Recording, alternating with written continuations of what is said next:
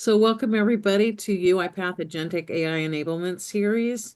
I'm Diana Gray. I'm the community manager for marketing for UiPath here in America. And today we have Stefano, Ebru, Nadia, and Lagash with us. You've met the team throughout the week, but I'm going to just stop for a minute and let Stefano and Ebru introduce themselves. Yeah, thank you, Diana. So, hello everyone. Really excited to see you all here. I'm Stefano. I'm a senior automation developer at Boundaryless Group. I worked in the RPA and now AI field for the last 7 years. And I'm also a four-time UiPath MVP for the last 4 years. And in addition to that, I also lead the Italian UiPath community. So I'm organizer of the local chapter community. So really, again, excited to present on this session. Thank you. And Ebru? Thank you. Hello, everyone. I'm Ebru. I'm an automation developer for 8 years now. I'm working in Boundaryless right now with Stefano as well. And I was also an UiPath MVP for 3 years in the past. I'm really excited to see all of you here. Thank you for joining. Thank you. And just a reminder, I will be putting these links in the chat as well. They're still very important to this series, which is the series page. We have another series coming up in a few weeks. It's called the AI series. So hopefully you guys have seen that. And if you want to join that, that's going to be a great series. It will take you through everything you need to know for AI associate specialized certification. And then the recording link is where you can find this recording tomorrow. And then, of course, our forum thread link where you can ask these MVPs any kind of questions you have and each other. It's a great way to network and just kind of grow our community and learn more about this topic. So I'm going to just ask you to, because this is the last session, to make sure you've completed, all of the homework that we assigned you, just to make sure that you've completed this series. So with that, I'm just going to turn it over to Ebru. So I'll stop sharing. Thank you, Diana. Okay, welcome to the last session of the Upskill to Agentic Automation again, once more. We will talk about the, sorry, did I share my screen? Not yet. Okay. Okay. Can you see right now? I can see it now. Okay. Today we will talk about UiPath Maestro together. Let's take a look at the agenda right now. Second. Okay. So we will start with what is UiPath Maestro and what is a BPMN, and then why use Maestro, and then we will see the components of Maestro and BPMN, and we will have an exciting demo on the Maestro in action. So what is UiPath Maestro? In one short sentence, UiPath Maestro is the orchestration layer that connects everything. We can just summarize it like this. It seamlessly integrates UiPath agents, third-party agents, robots, and people into complex multi-system processes. And BPMN is a standard graphical representation for specifying business processes in a workflow. And it helps us to create process diagrams that are easily understandable by all business stakeholders. So we can work together with the business units and the technical teams. And the connection point between the BPMN and Maestro is UiPath Maestro can leverage BPMN as the blueprint for automation and ensuring business logic is clear, standardized, and directly executable. So what are the key points of Maestro? Currently, we are just looking at the Maestro that isn't only just about the automating tests, but also it is about the coordinating all kinds of components that I mentioned before. The focus is currently on the outcomes, not just the steps. We are one step further from the automation and robots. It is flexible, so processes don't break when something changes, and we can use more unstructured input thanks to the agents because they can understand the intent. It seamlessly integrates with the UiPath tools we already use, and it is built to scale as we need. And the BPMN benefits, with using the BPMN in automation programs brings us several benefits. It provides the structure to coordinate AI agents, RPA bots, and human input into a single unified process. We can see every component in a flow. It makes processes clear and easy to understand, even when they are complex. It also helps business and technical teams speak the same language, so everyone is aligned very easily. And once you build a model, you don't have to start over. You can reuse and improve the thing as the things evolve. And the best part is those diagrams are ready for automation, as I mentioned, with Maestro. So the Maestro can take them and turn them into real executable workflows.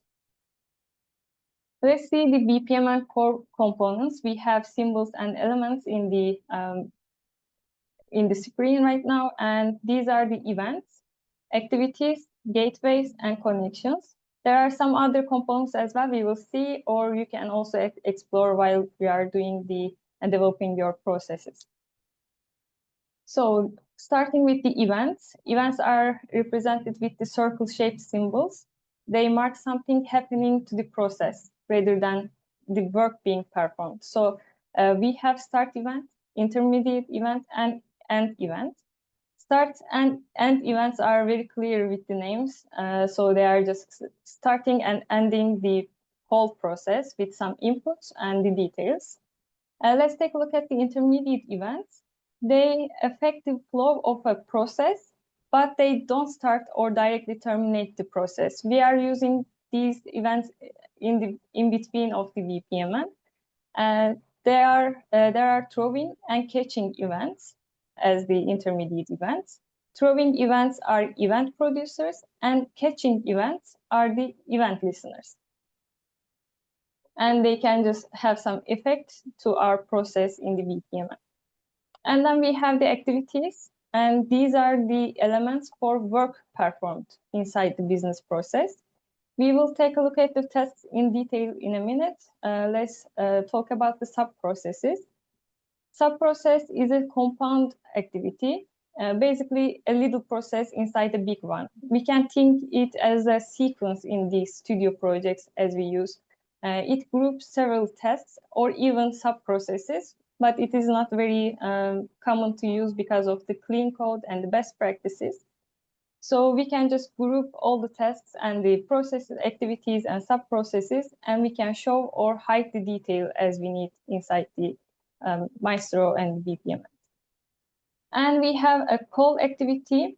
The difference between the sub-process and call activity, the call activity is a wrapper that invokes another BPMN process stored outside of the current diagram. So we can think of a reusable component of an RPA or another process that we invoke inside of another process if we need to just have some equivalent on the RPA part.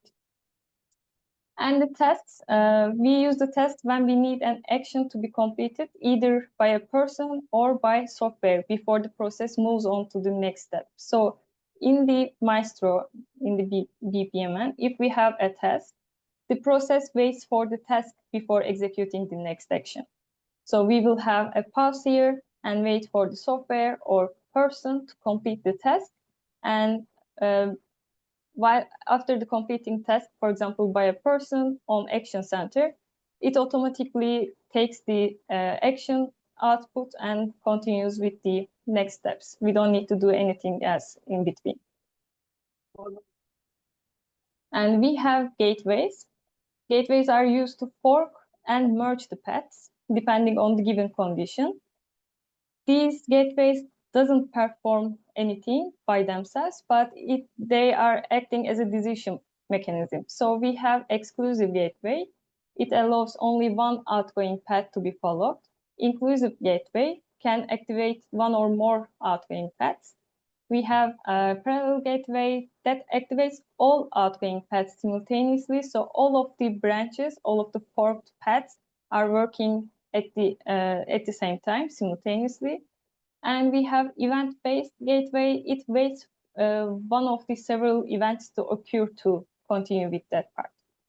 And when we use one of the gateways, some of the gateways, we need to merge the forked paths again with a corresponding merge gateway.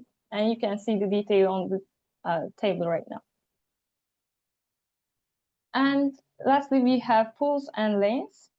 These are representing the major participants in a process, typically separating different organizations. We can use pools and lanes whenever we need to show who is responsible for each step. We can create pools for multi-party collaborations, for example, for a vendor, customer, or for our company. And inside these pools, we can add lanes for functions or departments or different participants to make the ownership very clear. They do not affect the behavior of the process. They are only for visuals. So we can, again, should use it very carefully to not make it very crowded inside the BPMN. And before going to the demo, I will just shortly describe what is the high-level steps that we will see. So our process is receiving an unstructured email. Context is unknown. We didn't define a context because we have an agent that understands the intent of the email. And then that agent categorizes the email. And based on the category, we have some branches. And it will just follow the path based on the category and will invoke more agents and more RPA processes. Let's see how it looks like in the Maestro, for example. As we talked, we have lots of different components. We have an agent inside it, and then after that, we have a decision point, a gateway, and we have three different paths. These are not parallel, so it will choose one path. And we have in each path, we have different robots, some human in the loop in some of the branches, another agent, and here another agent just merged both branches, and one integration service connection that ends the process. And as you can see, all of the different components are working together and creating an complete process in the Maestro. And thank you for listening. Now I'm handing over to Stefano for the demo. Okay, thank you very much, Ibro. I'll just start sharing my screen.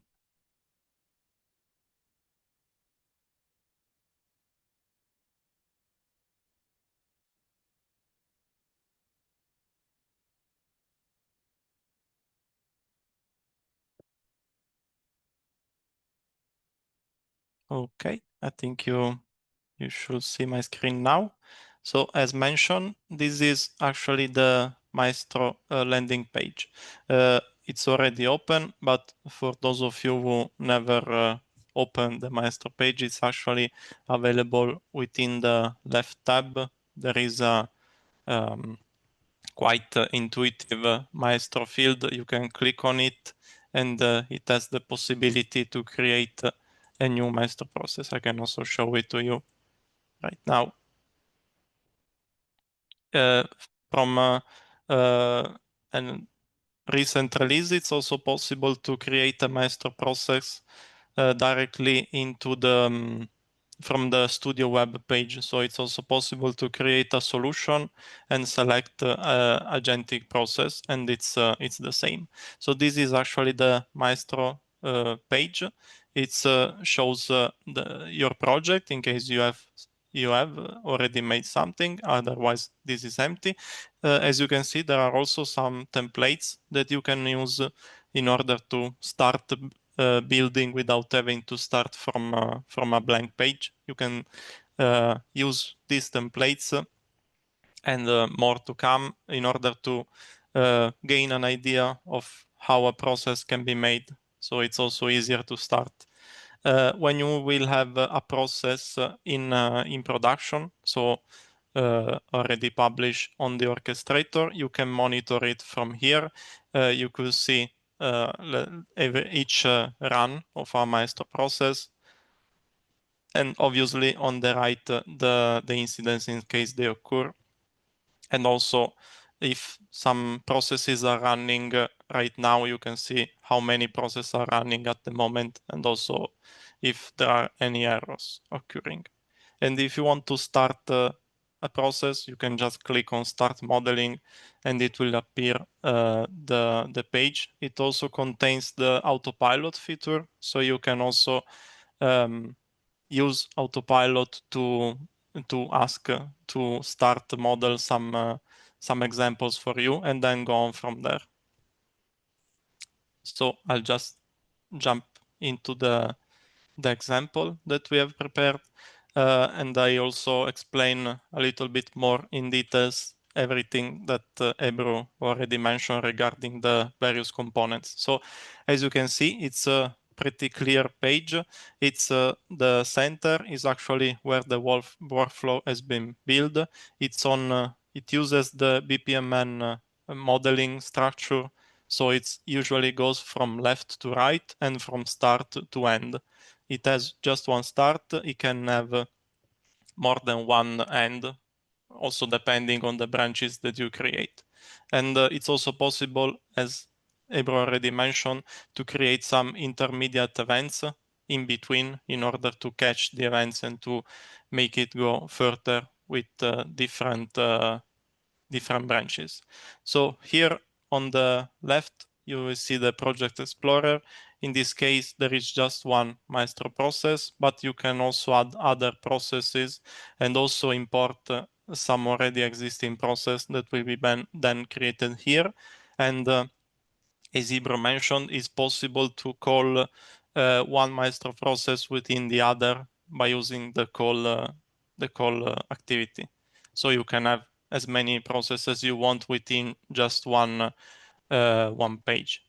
The other two right now are just not that useful, but when you develop a process here, you can see if there are any issues. So it shows the usual errors and the warnings related to what the process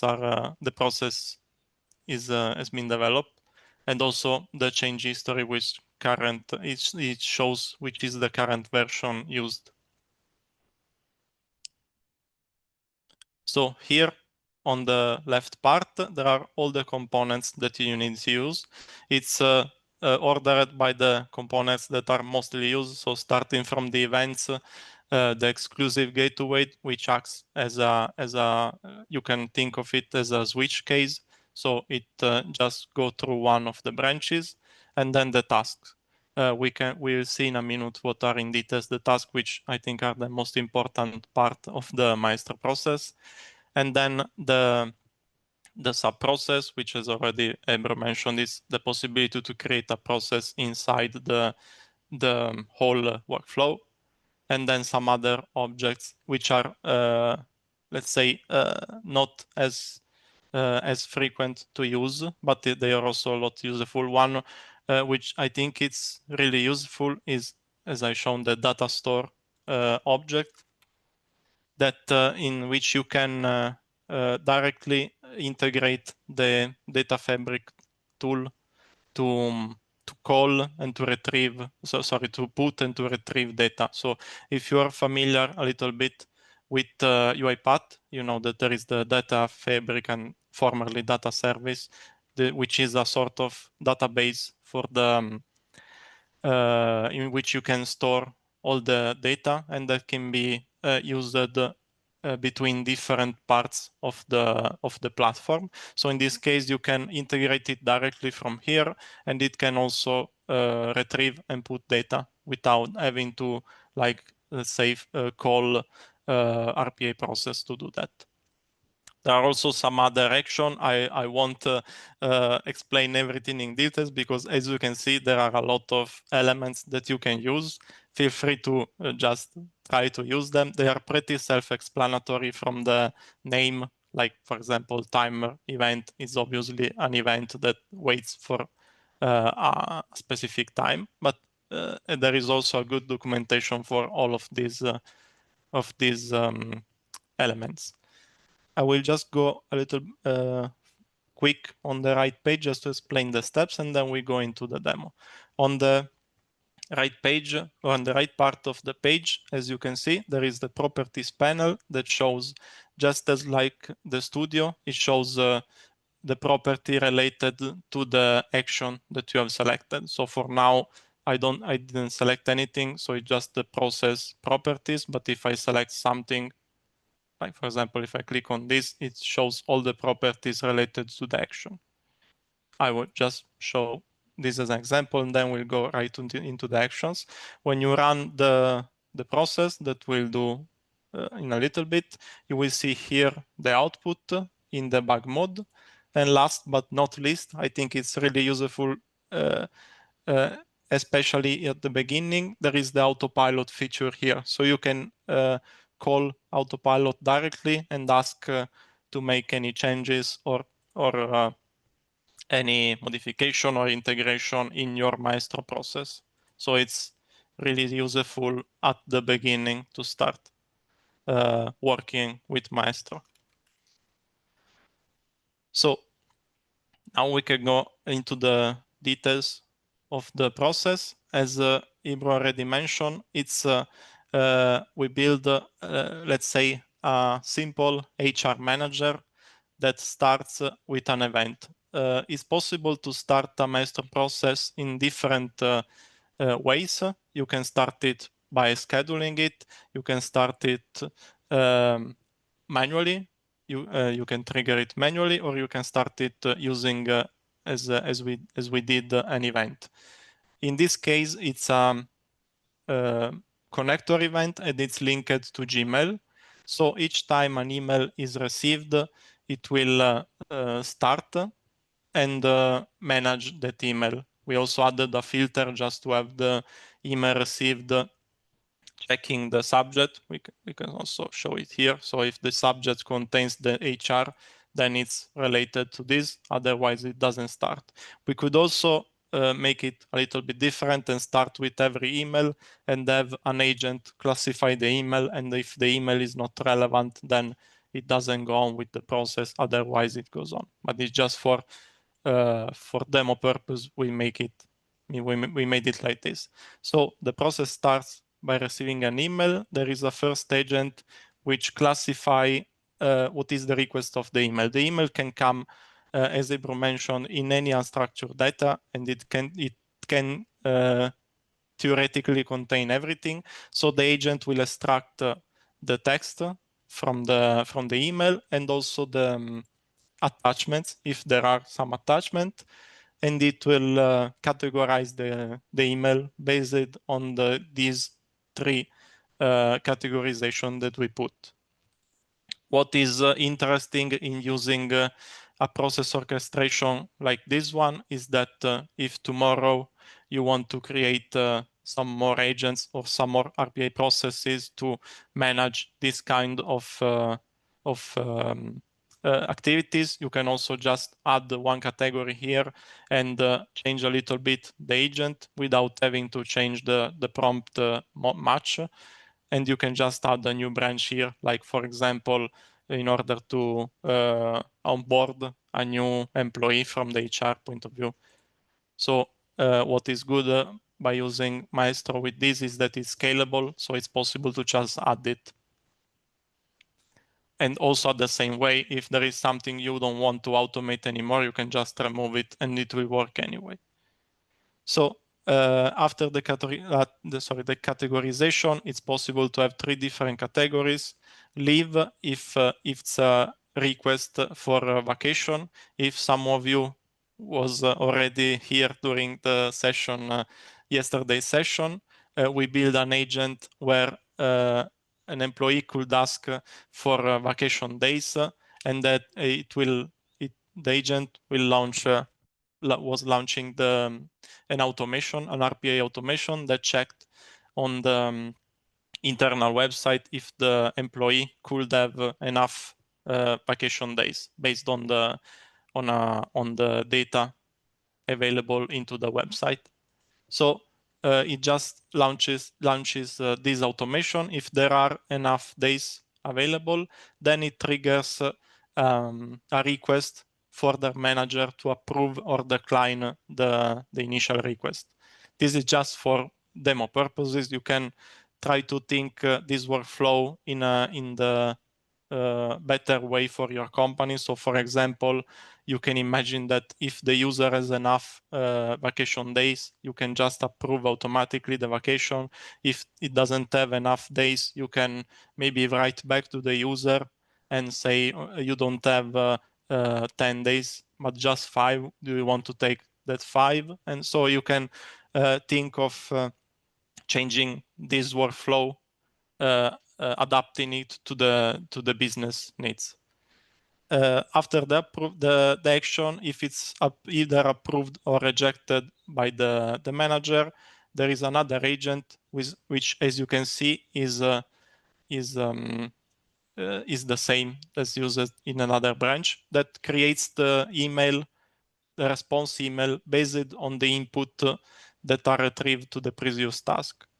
And after that, there is a connector that just sends an email. This is also interesting because this is neither an RPA process nor an agent, but it's a direct connector activity. As you can see in Maestro, there is this action, which is quite useful, in which you can just use a connector directly without having to integrate it in Studio Web or in a Studio process. So you can just, for example, send an email and use the sender of the initial email and just use the subject in the email that has been drafted by the agent. So this will all be done automatically without having to use any RPA process. The second branch is similar to the first one, but it receives an expense, a request for approving an expense report. So, for example, if I send a receipt from a restaurant or for a trip, there is this automation that uploads the receipt to the orchestrator, and then it's asked to the manager to either approve or reject the request. Again, this is just for demo purpose. You can also think about changing this and adding an agent that could check, for example, if those user is eligible to ask for a reimbursement. For example, if in the system there is some threshold that it cannot pass, you can approve if it's below the threshold and just ask the manager if it's above the threshold. Again, this is the beauty of using Maestro, is that you can change it and tweak it as at the best as your business requirements without having to change too much. The last branch is for any other queries. What it does is, again, is something that we already saw in yesterday's session, but it's possible to use an agent that searches using context grounding for internal information about the company. So, for example, we uploaded some simple guidelines and let's say laws, internal laws for the company. So if a user asks a query which is not related to leave or expense, it just asks to that agent. If the agent is able to retrieve the answer, it will write back to the user the answer. So let's try if it actually works. Let's hope it does. But if not, we can just check and try to fix it live. So as I said, it starts with an email. So I'm just preparing a mockup email and send it to the email connected to the connector.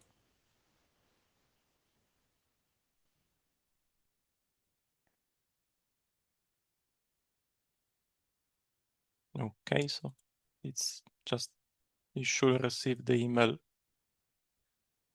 right now. Okay, so this is my email, and it asks what is the policy regarding remote working. So if I launch the process, ideally it should classify it as query, go to the retrieve HR policies, find the answer if it's present, and send back to the employee the answer. As you can see, when I launched the debug, it shows below all the steps that it's doing. One of the advantages, which I don't mention, but I think you can get it right now, is that using this instead of just a studio workflow within an RPA, it's much more faster. So actually right now it's already finished. The total duration is 28 seconds, but it was already finished, I think, before the 28 seconds. And I can just show to you the answer that I have here. And then I also show step by step what is happened.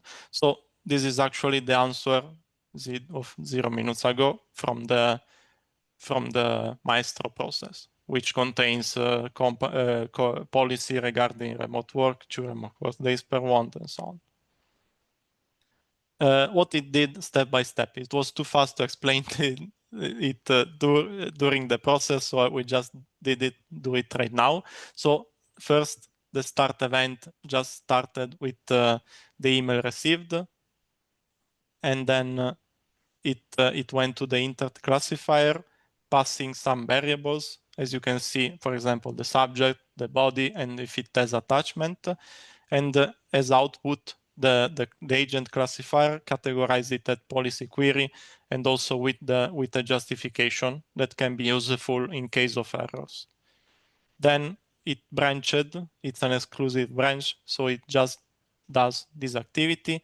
It branched to the retrieve HR policies. The retrieve HR policies, it's another agent that called inside the tool, which is the context grounding tool. If you were in yesterday's session, you see how it works. Otherwise, you can catch up the recording and see it. But it actually retrieves the data from the documents that are in the context grounding, and as output, it outputs the whole context if it's found.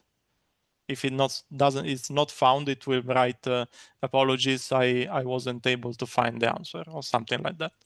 And at the end, it just sends an email, which is a simple connector activity. So this branch actually worked, and it was also quite fast. The other two could maybe a little bit slower, but it's because they both use RPA automation, which are usual automation that runs on an unattended machine. So it's also possible that the machine at the moment is busy, or it has something, some other process going on, or it's disconnected. So that's why. So we'll try to execute another. I'll just prepare the other question. So for example, we can ask for request, approval request of the receipt. I'll show right now how is the email.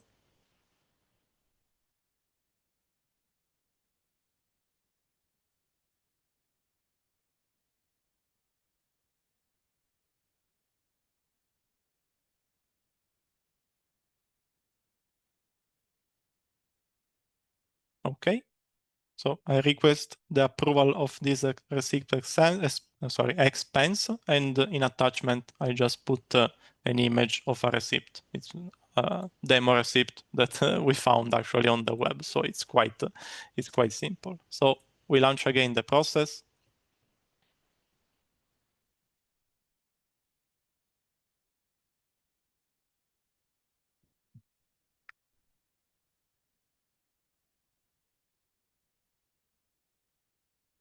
Okay, yeah, sometimes in the debug, the connector doesn't get the email straight on. It also depends because the connector event runs every few seconds, so it's possible that it wasn't received yet.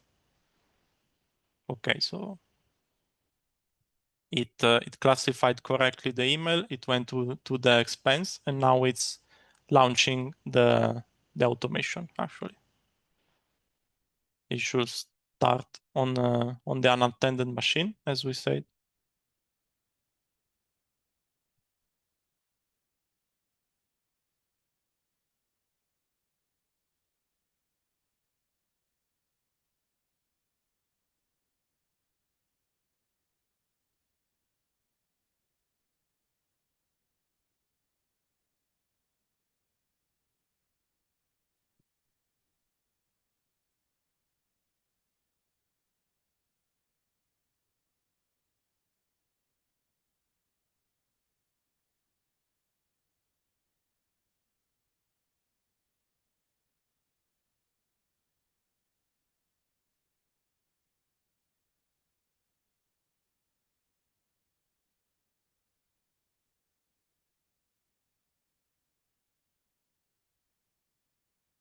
Okay, so the process is finished. I think it's related to my machine because it's a virtual machine, so it's not that fast, but usually it takes it should not take that long. So now we are on the action task part. This will be a manual task to be performed by the user. So actually this is also why it's useful to use Maestro, which is a long-running workflow. So you can have workflows that run, for example, for days, even weeks in some times, and it won't occupy a machine because they run just on the orchestrator, not on the machine. In my case, I just open right now to make it faster. So this is actually the approval request. This is the receipt that is being uploaded from the email, and just put the description, which was the description of the email. I can approve the receipt. So the process goes on. Next, it creates an email. For creating the email, it gets the information from what the manager put, so approved or rejected, and also the reason, and it sends back the reply to the user, which I'll get right now just to show it to you. And what's also useful, because you could argue why not just go to the send email directly and go through the email creation. But what is useful is that by using an agent that creates an email, it also tailors the email to what is the tone that we want to use. So as you saw, I just wrote approve in the approval comment, and the agent actually added more information. So for example, I can say to the agent, if the information is related to the approval of the expense report, remind the user that he has to upload the receipt in the documentation. So he does that automatically without me having to manually put it, which is quite useful, and it can also be tailored to any other request that you may have. So the final branch right now, which I think it will be a little longer because it uses another RPA process. As I said, it's related to request for vacation days.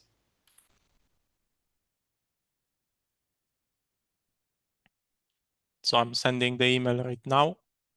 We can remove this so you can see when it will arrive. Okay, so this is the request.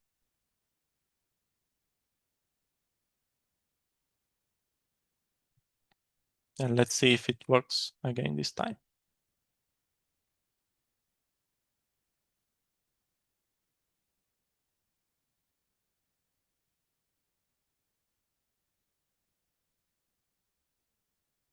Okay, so it already cached the email. The classifier was correct. It launched the data retrieval. I can also try to show you the process if the screen doesn't break. Yeah, let's see if it works. Okay, so this is the unattended machine with the process that should start.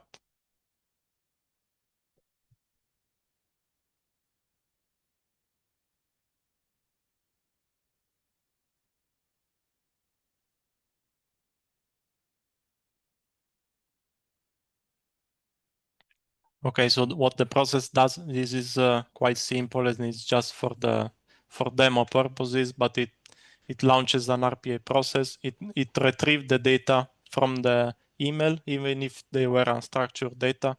And the data that is retrieved is the email sender and the number of vacation days that are requested. So ideally, this is also, it could also be compliant to a policy, because I can only ask for let's say for vacation days requests that are for me. I cannot ask for somewhere else vacation days, obviously. And it should open a website, which is okay. It's this one. It just writes it checks if the user has enough vacation days left by inputting the email and the number of days requested. This is really simple, but you can imagine that using an RPA process, you can input or inquire any RP, any ERP, CRM, or anything that you want. So the process is finished. The RPA process is finished, and now there is the approval from the manager. So there is another action task, which is a little bit different than the previous one.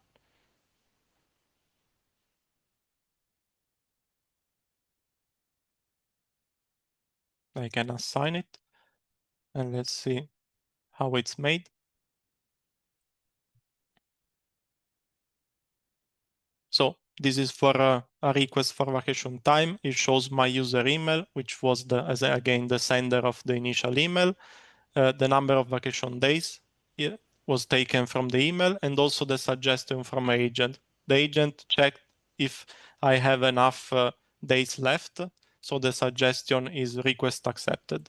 Let's say that I don't want to accept the request because there will be a go live of the process soon.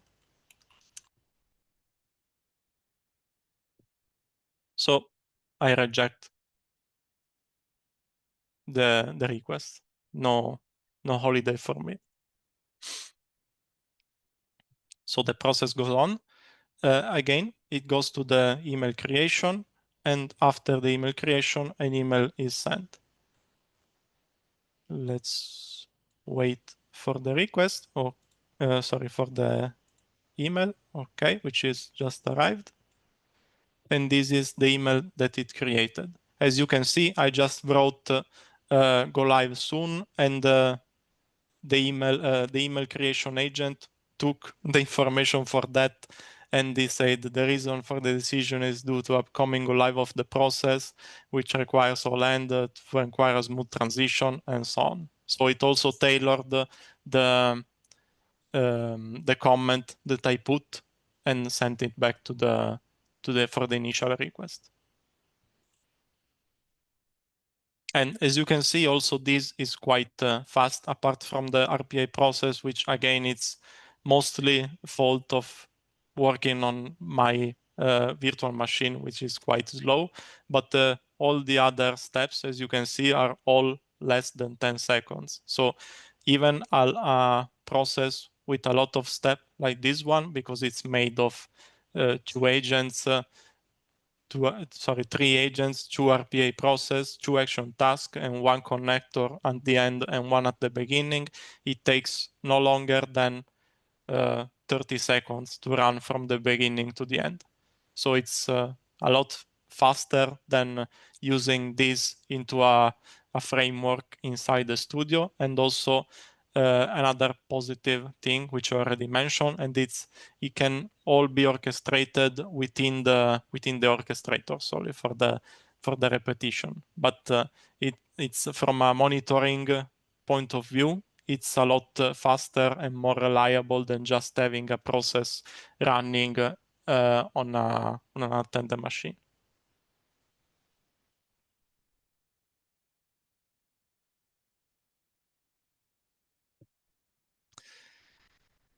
Okay, so for the demo point of view, I think it's everything that we can show. I don't know if there is something else we want to show.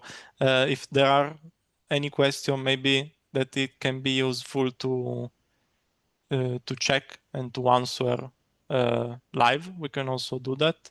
Or if there is something else that you want to discuss related to Maestro and process orchestration in general, we can answer that.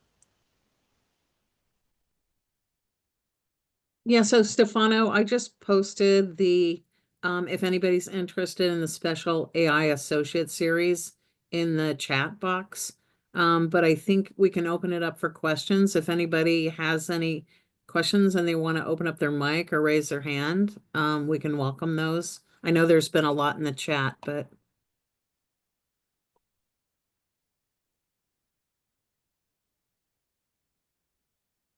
Anybody want to ask anything?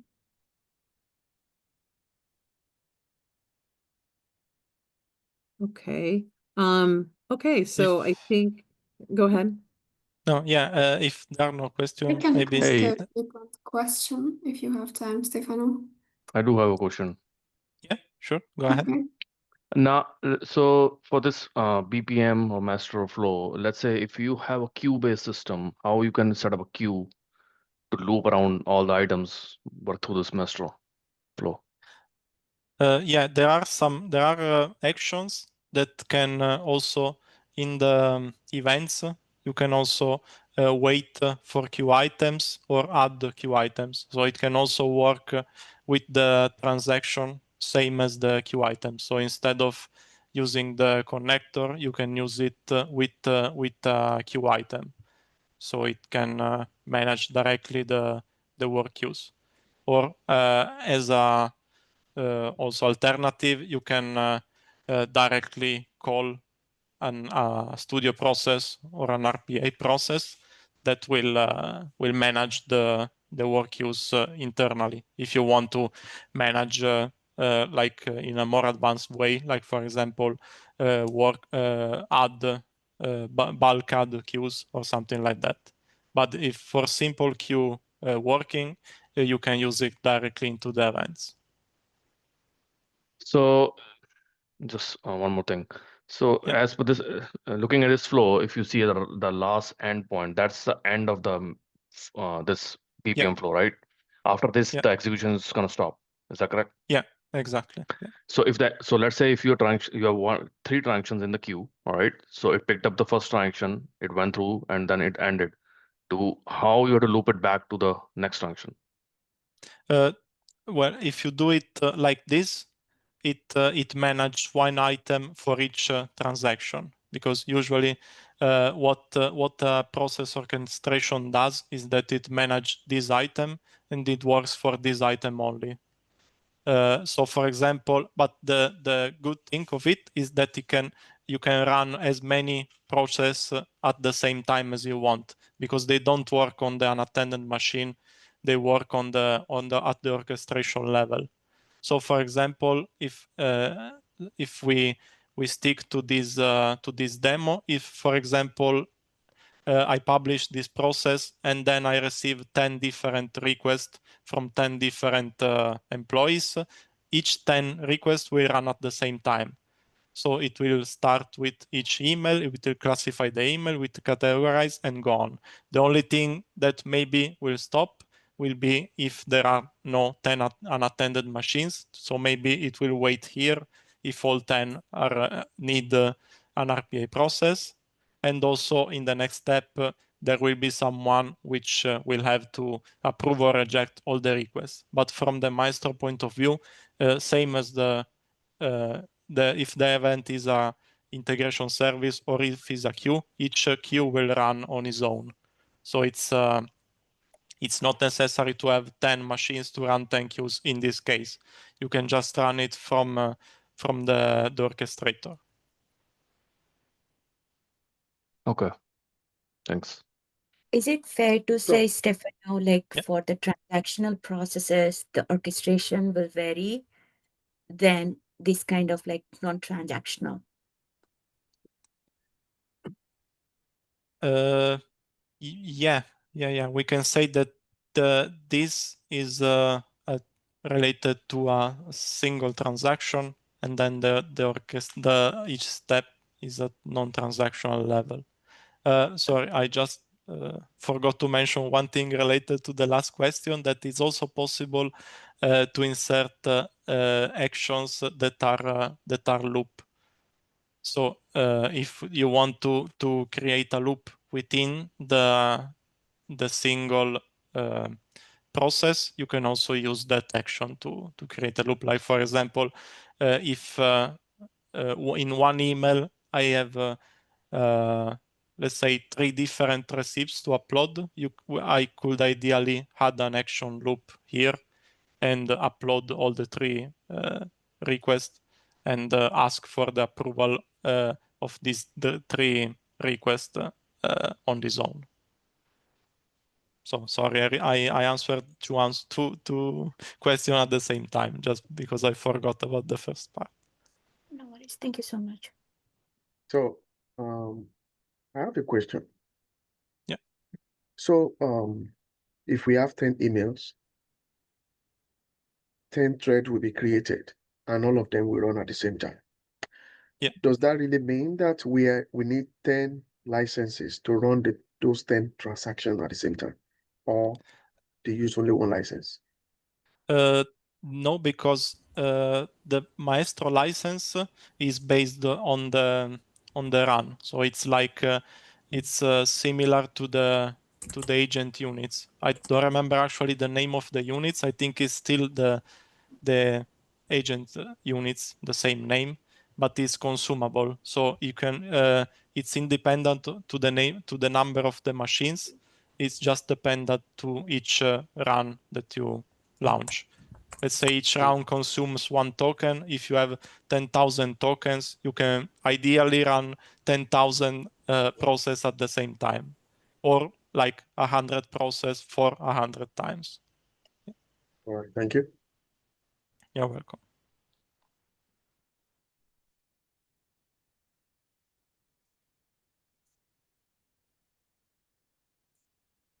Anything else?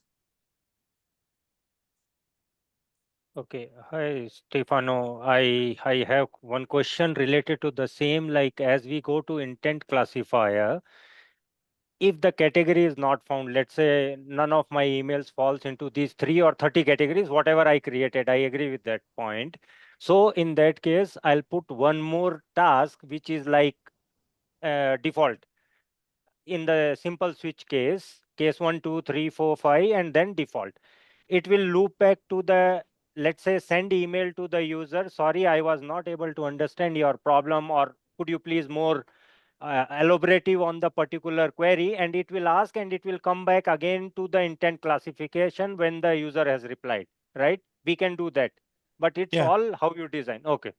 Yeah, exactly. That's also a good way to design it, because this being an agent, you can also use a simple RPA process here that extracts the information from the email and categorize it. For example, if the email contains vacation, the word vacation, then go on leave. But with an agent, as you know, it's more smart and dynamic than an RPA.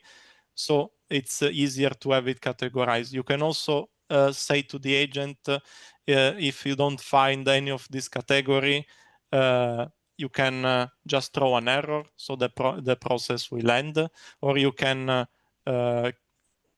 use a default or uncategorized category, and then you can link that category ideally with the email creation, inputting the category is not present, if they want to ask something else or something different, and go back to the user. So yeah, you can tailor that as per your requirements. Yeah, thanks. That helps. Thank you.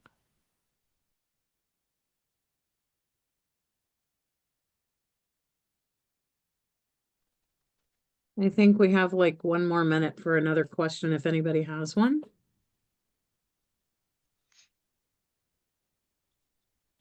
Okay, well, if you find that you do have any questions after this session, just please remember to put them on forum and we'll respond to those. And then did you have anything else, Stefano? No, I just saw a question on the chat. Maybe I can answer that. Sure. So it asks, when working with Maestro, where can one find documentation on how to move a project between tenants in Orchestrator Cloud? So yeah, I actually never tried to move in between tenants. I know that it's possible because each Maestro process is part of the studio. So when you create a Maestro process, it's in a solution and you can download and upload the solution. So it's possible to download the solution and upload it in another tenant or in another orchestrator or a different folder, whatever. I can also check if it's a little bit different with Maestro process, but I think that if you do that from the solution page, so from the studio page, you can do that. I can also quickly show it because right now we have created this process, which is the HR manager. If I open it, it's already open, so I cannot open it again, but let's try to go to projects, which is not working right now. But if you go to project, you will see the same process. Okay, as you can see, this is the studio page and it's here. So it's a Maestro process, but it's also a studio solution. And you can download it and then install it in the other tenant. Okay, another question that asks if we have a historical execution trail. If you publish it, you will see all the execution in the monitoring. When you launch it in debug, I think you just see the last execution, if I'm not mistaken. And when you execute it again, you'll see just the last execution below. But if you publish it, then you'll see all the execution from the orchestrator.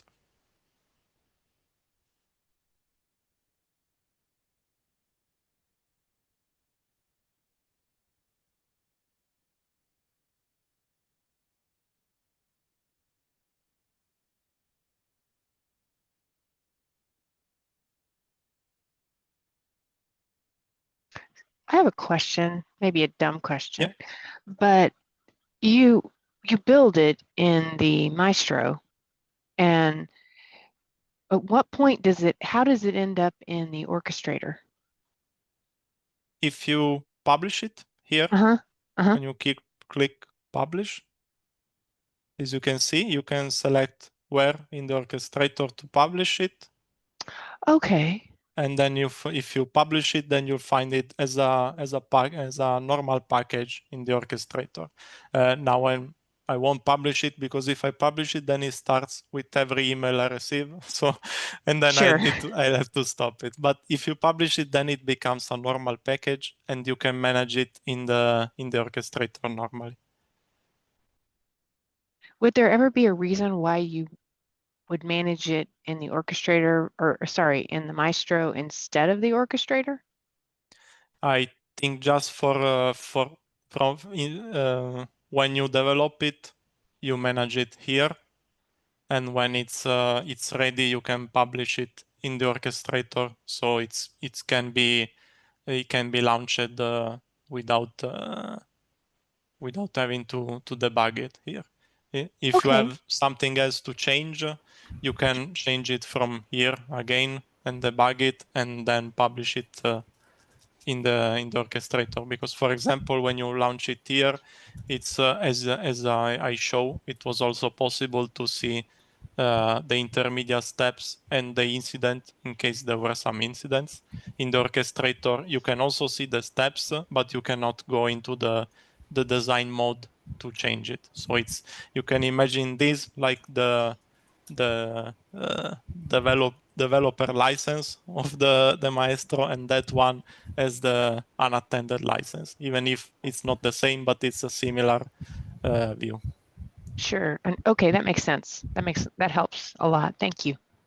And one addition to your question, your answer actually, we are not fully developing the complete process on Maestro. We develop the components, for example, agent in Studio, while by creating an agent solution and, for example, an RPA solution, and then we merge all of the components inside the Maestro. But really, the Maestro is for more like development debugging, is the way I interpreted that. Is that Yes, correct? and designing the BPMN workflow. Okay. Thank you.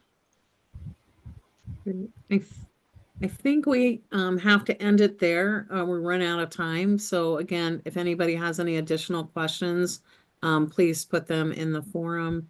Thank you so much, Stefano and Ebru, for presenting today, and all the rest of the team for helping with the chat and all the other things that go on behind the scenes. And thank you all for joining this series. We look forward to seeing you in the next one and hope you enjoyed it. Thank you. Thank you, everyone. Thank you. Thank you very much, everyone.